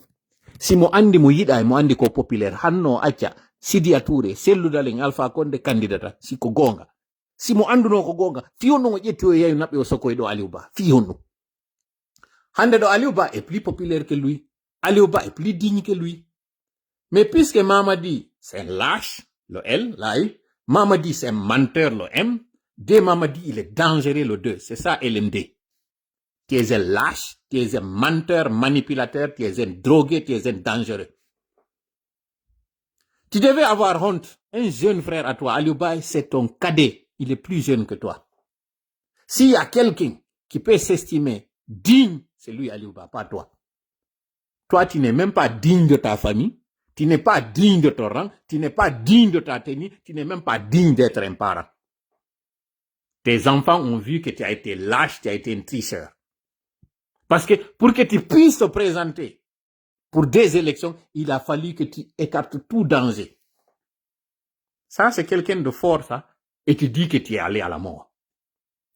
Mamadi, ni Allah, wallahi, Tu es le plus porte-ron, le plus lâche, le plus faux, le plus faible que j'ai connu. Tu sais c'est quoi la lâcheté? Et c'est ce que d'ailleurs tu avais fait. C'est comme ça que tu battais des femmes. Tu battais des femmes parce que toi, tu ne t'attaques qu'à des faibles. Une fois, j'avais parlé, j'ai dit quand j'avais fait ton histoire là en 2021, juste après le coup d'État, j'ai dit que tu as un ami qui avait battu sa copine. À chaque fois que tu vois cet ami là, il est à Cancan, tu le taquines. En fait, pourquoi tu le taquines? Parce que, en fait, c'est toi qui avais battu ta copine pour la première fois. Lui, il a tenté le coup, sauf que pour lui, ça n'avait pas bien fonctionné. Donc, tu taquines cet ami-là pour lui dire, ah, le jour où tu avais essayé de battre cette fille-là, puis qu'elle a résisté. Elle a failli te chicoter, elle a failli te malmener. Et tu lui as dit, il fallait faire comme moi je fais. Et tu sais d'ailleurs, les gens ne savent pas l'histoire de Manjuli là, par rapport à l'autre là, comment elle s'appelle là, Lauriane. J'ai pas voulu entrer dans cette histoire parce que ça concerne une affaire familiale. Je ne veux pas aller sur ce terrain. Ça, c'est ta vie privée. Ce que je veux te dire tout simplement, c'est que tu devais avoir honte. Sincèrement. Si tu as une once de honte, tu devais savoir que tu es le plus lâche de tous les soldats. Tellement que tu es lâche, tu ne peux jamais faire les choses comme ça se doit. Il faut toujours que tu parles. Tu es en fait comme, comment on appelle ça? Tu sais, ce genre de personne qui ne t'attaque. Tu es comme une grippe. Tu es un rhume, maman dit. Tu es un rhume. En fait, le rhume n'attaque que ceux qui ont le système immunitaire faible parce que épuisé ou déjà affaibli par une maladie. C'est ça le rhume. Tu es le rhume. Tu es la grippe. Et tu es la pire des grippes. Tu es la grippe saisonnière, la grippe aviaire. C'est toi, maman dit. Sincèrement, je n'ai plus d'estime pour toi, je n'ai aucun respect pour toi, rien. Pourquoi? Parce que tu as choisi de rentrer par la grande porte et finalement de sortir par le trou. Ce n'est même pas par la petite porte. Est-ce que d'ailleurs tu sortiras de ce trou? Je ne pense pas. Je ne pense vraiment pas. Parce que si on cherche le lâche en incarnation, c'est toi, Mamadi. Tu es un vrai lâche. Si on cherche le lâche, c'est toi. Parce que même ce que tu es en train de faire là, tu sais que tu n'as même pas le kilo pour pouvoir le faire comme ça se devait. Sincèrement. Et tu dis, yeah, toi, tu es fort, tu es allé à la mort. Fouille. Absolument rien. Tu n'es que vent, tu n'es que ruine, tu n'es que destitution et destruction. Tu as vu tout le malheur que tu as apporté à la Guinée? C'est ça, en fait. C'est ça, toi, Mamadi. Parce que Dieu n'aime pas ceux qui promettent et qui faillissent à leurs promesses. Il n'aime pas ça. Inna Allah la yukhliful mi'ad. On dit Inna Allah dakana mas'oula. C'est-à-dire que quand on promet, on devient esclave de sa promesse. C'est ça. Ta main, tes pieds peuvent t'induire dans quelque chose et qu'une autre main, un autre pied puisse te tirer. Mais lorsque ta bouche t'induit dans quelque chose, aucune autre bouche ne pourra te sortir de là. Tu avais dit qu'aucun Guinéen n'allait mourir pour sa conviction. Et là, tu as l'ambitieux projet machiavélique de t'asseoir sur des cadavres. Ça ne marchera pas. Tu as le choix, hein? On t'a averti, Mamadi. Tu ne pourras jamais t'en sortir. Je le dis encore, je répète. Je suis celui qui avait prédit ton arrivée. J'ai même donné des descriptions. On parle de Matouré, parce que moi, je ne suis pas dans la géomancie. J'ai prédit, j'ai dit c'est quelqu'un à l'image de Moïse qui a été élevé dans le palais, dans la cour du roi, qui va venir enlever le monsieur là. J'ai même donné le mois. C'est de cette façon-là que je viens aujourd'hui te dire que c'est une minime chose, aussi minuscule, que tu ne pourras jamais imaginer. C'est cette chose-là qui causera ta chute. Minuscule. J'ai parlé aussi d'une femme. Les gens ont dit qu'il ne fallait pas parler de cette femme-là parce que dès que tu vas parler de cette femme-là, ils vont éviter. Non, j'ai fait exprès de parler de cette femme-là. Tu sais, en fait, la beauté de la prémonition, c'est que malgré le fait qu'elle soit connue de tous, elle n'échappera pas. Nimrod, son père était roi. On a dit à son père, tu auras 2 enfants, 2 garçons. Parmi ces garçons, il y aura un qui sera à la base de la chute de ton royaume. Fais tout pour l'éliminer. Il était au courant. On lui a donné les indices, les caractéristiques, les signes particuliers de cet enfant. Il a compris que c'était Nimrod. Il l'a pris, il l'a remis à un de ses soldats, il dit, va l'éliminer. Amène-le à l'hôtel. Quand on dit hôtel, tu sais, c'est le lieu où ils vont faire le sacrifice. Va, élimine-le. La personne est partie, elle a été prise de pitié. Il a dit, cet enfant-là, je ne peux pas lui faire du mal. Il l'a pris, il l'a confié à quelqu'un d'autre, il est revenu, il dit, j'ai exécuté la mission. Cet enfant-là a été élevé ailleurs. Il a compris qu'il était le fils du roi. Mais que le roi l'a rejeté. Pire, le roi voulait l'éliminer. Lui aussi, il a décidé qu'il va éliminer son père. Il est venu, il a éliminé son père. Tu as vu? Malgré la prémonition, malgré l'annonce, malgré les indices, il n'a pas pu échapper. Le roi est parti. Lui aussi, on lui a dit, il y aura un garçon qui sera né dans ton royaume. Ce garçon-là sera à la base de ta chute. Pas direct, mais indirect. On parlait du prophète Ibrahim. Comme pour Moïse, il a dit, alors moi aussi, je vais éliminer tout nouveau-né. Il a éliminé tout nouveau-né masculin. Sauf que ce garçon-là, sa maman l'a pris, elle est allée dans une grotte, elle a donné naissance là-bas. Elle a donné à sa naissance là-bas. Cet enfant-là, puisque c'est un enfant miraculeux, dans une nuit, il grandissait l'équivalent d'une semaine. Dans une semaine, il grandissait l'équivalent d'un mois. Dans un mois, il grandissait l'équivalent d'une année. Ce qui a fait que pendant 3 mois, il a eu l'équivalent de 3 ans. Et pendant une année, il a eu l'équivalent de 10 ans. Toujours, il était dans cette grosse-là. Quand il est sorti dehors, à l'image de tous les enfants qui avaient son âge, c'était quelqu'un qui pouvait marcher. Et c'est ce dernier qui est venu défier le roi. Ce dictateur-là, quand il l'a défié devant toute l'audience, il dit Dieu, et c'est lui qui fait naître, et c'est lui qui donne la vie, et c'est lui qui l'ôte. Il dit, moi aussi, je peux donner la vie, je peux l'ôter. Devant l'auditoire, il prend 2 prisonniers, il grasse l'un, il exécute l'autre. Il dit, moi aussi, je peux faire la même chose. En fait, c'est ça le signe des dictateurs. Il te montre une chose qui semble prendre du sens et de l'allure, alors que ce n'est pas vrai. Mais dans le subconscient de ceux qui sont là dans le commun des mortels, dans leur imaginaire, ils disent que oui, ce qu'il a dit, ça a du sens. Mais c'est sans approfondir la réflexion. Lorsqu'on approfondit la réaction, on sait que oui, techniquement, il l'a fait.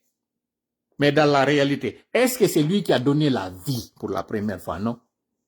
Le prophète Abraham, pour couper court, puisqu'il voit que les gens ont été séduits, ils ont applaudi,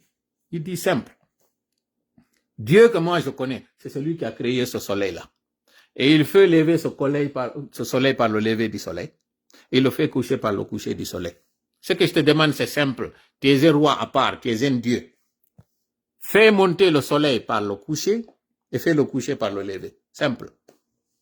C'est en ce moment que toute la ruse est tombée en désuétude. Le château est tombé comme un château de cartes. Tous les arguments qui étaient béton sont tombés. Et tu vois, on lui avait dit, c'est celui-là qui allait créer la révolte et c'est celui-là qui allait faire que les gens vont perdre confiance en toi. Finalement, qu'est-ce qui a été à la base de sa mort?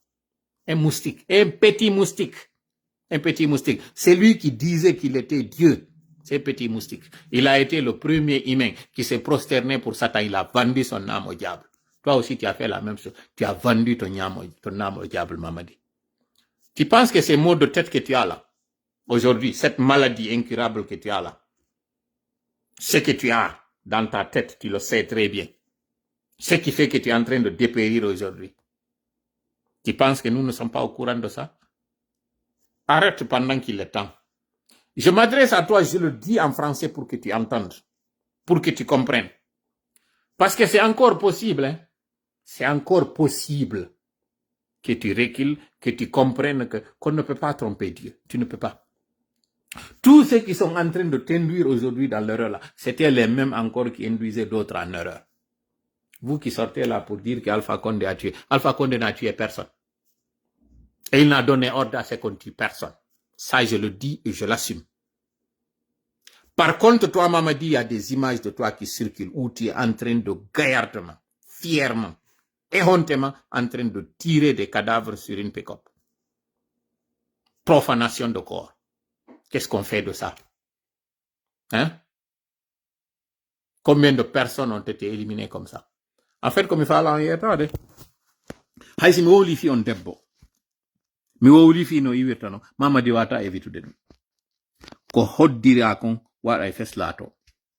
O yetanoma non go inama saraka tala kono hanjuni hoolaki. Hanjuni mo waɗani e ɗiɗi. E plus himo yiwde ko waɗi kon feƴƴi mo ɓuri mo hoolade Allah ko non. Ko wiyata kon sanastadrijuhum min haythu la ya'lamun ma fa umli lahum inna kaydi matin. Allah wowlirali ɗum ni tum. Men habbantoɓe men accaɓe ɓe yeyira cuɓal e konko tawata ko fiyo men nangoyɓe Allah daali ɗum. Fellite ko woni e wadde ɗo kon fap ko fino Allah nangira mo woni e waɗirde. O daɗata kañum kadi. Harayni haɗa waɗo yewtere nden jango si Allah jaɓi ara en jonidiri rendez-vous no wirɗen non ko toriɗen Alaji Sellu ko toriɗen Alpha ɓe fop koye ɓe andu. Hande ɗo wota ɓe wolan men fus discours ji ɗin c'est bien beau c'est bien mais CNRD hande ɗo na discours faala. CNRD ɗo en tout cas en fait kon ɗo wadde ko ɗum de ɓe faala nande ko yo jooɗo ɗo e wowlugol. Ko woni non ɓe faalaka nande hande ɗo ko yo yete jama on fop mobilise ɗon hebila ɗon. Ko nyallal gotal wonɗe noddoyde ɗo ndeññande jama on fop mo kala ka wontiri ko yaltuka kene. Ɗo non yo ɗum ɗo waɗoyde yaltoygol jama on e kene ino woodi ko wonɗen e wiwde ɗo yo yimɓe ɓe waɗu. Ton hawjugoy je donne 3 semaines koko wonɗen e yewde ɗo fi mum 3 semaines e nder ɗin 3 semaines ji CNRD no wadde ko woni e wadde kon kono enen kadi e nder ɗi 3 semaines ji ɗo alkamsa wonɗo e arde on ɗo si Allah jaɓi on fop hoore. Mi yeggitino nde ñande wiwgol ngol no juulugol ngol e nelaɗo allahumma salli ala sayyidina Muhammad wa sallim ɗum ɗon kañum kadi koye waɗe. Joni noon ko aroyta ɗo na astaghfirullah on tu wonɗen e waɗude en hoore e alkamsa wonɗo e hikkude ɗo e jemma on ka subaka ko waɗoyten ko astaghfirullah al azim alladhi la ilaha illa huwa al hayyul qayyum wa atubu ilayh. Koko mi wali no mi hoyɗigoy koko mi hoyɗi min ɗum ɗo mi yeti ko min hande mi yetton ko mi hoyɗuno mi hoyɗi kañum kadi avion je ɗiɗi hino wino décollude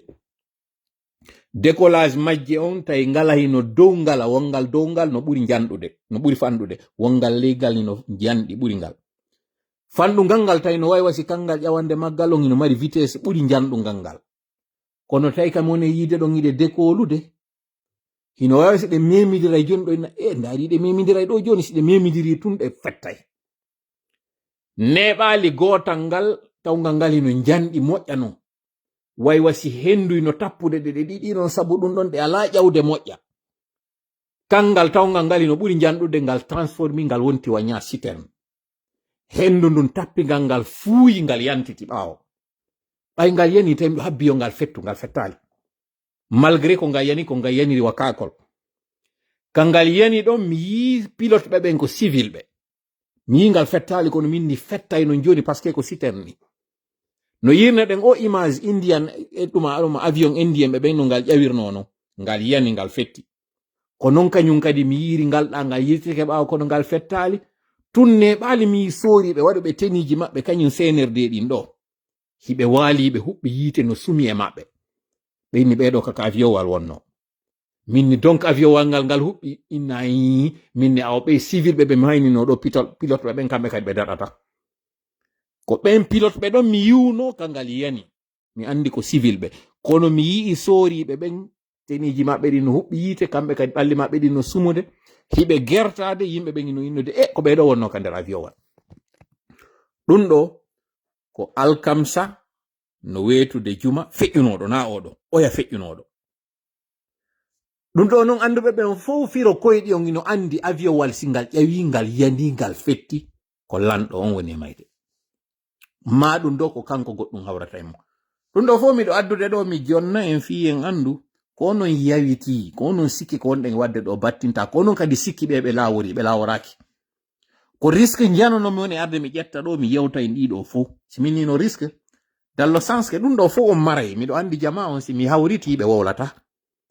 kono si mi falji tun ɓe yeggitay ko mi yuno kon si mi falji ande neɗɗo on falje ɗum ɗo yaltinoyte sakite mais je prends le risque de venir ici vous dire sans crainte que question CNRD on elle est déjà scellée. Question makko on kanko Mamadi son sort est déjà scellé lanni nanon ko mone wiide ko lanni ɓay ɗum waɗano gimal ɗo fellite ngol gimol ɗo yo ngol continue si Allah o lanɗo jaɓi ko lanno ɗum lannata non en tawaka en tawete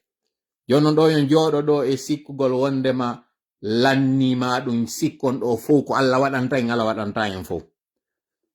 en torike mo o nani ko tori ɗen kon o jaabinay ɓay koko o fodi ud'uni astajib lakum nodde lan ko yamirore astajib lakum ko fodore o wiɗon non honɗum ɓen ɓe tawata mawnintinanike mo torugol mo ɓe naata yiite ɓe naata non kañum kadi ɓe lutta nder ton o faala natude yiite miɗo andi goto e mo faalaka ɗum en tout cas min do mi faalaka natugol yiite ngen non no fuɗɗi e wongol nge yiite nge CNRD fuɗɗi en ɗo haysi non nanda yaadayi no ɓurdi kono si en jooɗike ɗo en noddali mo en toraki mo kanko Allah haray en lundike taw ko wi en ko noddugol mo kanko Allah du'a on ko dewal ko ɗum ɗo fotiniri ko dewal wonɗen e wadde jama koko wonɗen torade mo ɗo Allah wi en wallen wallumen Allah ko du'a wonɗe wadde ko dewal ndeden huɗa ɓeɗo kañum kadi ko du'a wonɗe wadde kono ko dewal par ce que ko ɗum kañum kadi annabaɓe ɓen ɓawoɗo waɗno ko ɗum nelaɓe waɗno ɓawoɗo ɓe fewtimo Allah ɓe innimo ko ammen huwoliri ko ammen habbori wallumen waɗen non hande kadi ko wi en ko honɗum memmingol sabo torik Allah woni ballo meɗen allahumma amin hawrinde e sawabu allahumma amin allahumma salli ala sayyidina Muhammad sallim wassalamu aleykum wa rahmatullahi wa barakatuh en jonnidiri rendez-vous janggo si Allah joni